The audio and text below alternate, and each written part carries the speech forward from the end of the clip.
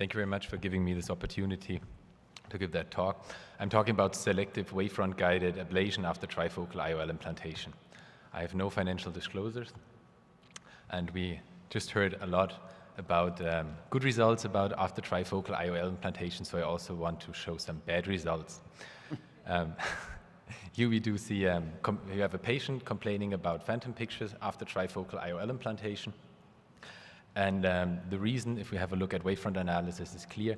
We see those higher order aberrations of 0.55 caused by this irregularity seen in the wavefront here.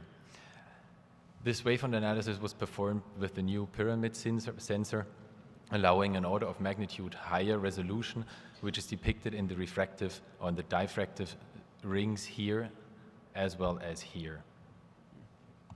So what do we do with this patient? Spectacles are not an option since it's higher order aberration. Contact lenses don't help since it's internal aberrations. So we need to do a wavefront guided correction. But after premium IOL, is that good for the patient? So let's talk about the multifocal effect. Most diffractive IOLs that we implant are theoretically independent of pupil size. However, since the pupil constricts if you have a near due to the near trias, most trifocal or premium IOLs are apodized. What is apodization? Apodization is that the refraction in the center is higher, or the refractive power, and it's using the principle of spherical aberration. Also, the lens that we investigated here in our study is using a negative spherical aberration of minus 0.11. What have we done? We analyzed 213 eyes after diffractive IOL implantation in 108 patients. Of those 108 patients, 26% ended up dissatisfied. And that was the reason why we performed a selective wavefront-guided eczema correction with the preservation of spherical aberrations of the IOL using a femtoLASIK with the pyramid wavefront sensor and the MRS 1050 from Schwind. Besides the refractive status, we also analyzed the questionnaire pre- and post-femtoLASIK, evaluating the satisfaction score of the patient. What were the reasons why those patients were not satisfied? The reason was in 63% astigmatism, and 45% myopia, and 20% hyperopia, and in 13% higher order aberrations of more than 0.5 microns. The results of the treatment are depicted in this graph. We have a 98% target refraction or achieved refraction of 0.5 diopters compared to the target refraction, and there were 100% of the eyes within the 1 diopter interval. Safety, none of the eyes lost more than 2 Snellen lines. However, 4% of the patients gained 2 or more lines.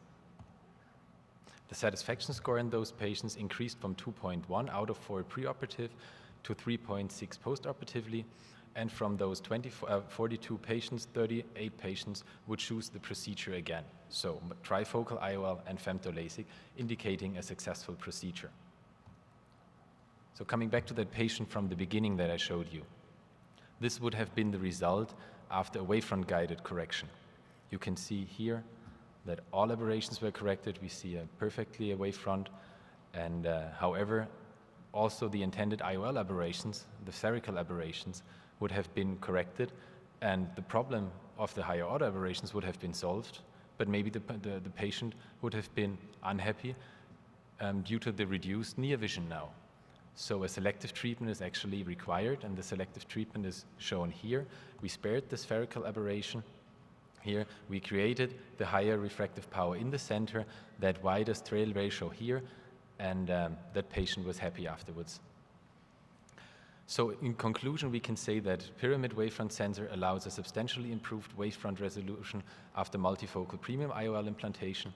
Selective wavefront-guided ablations are required to preserve the intended optical advantage of the premium IOL.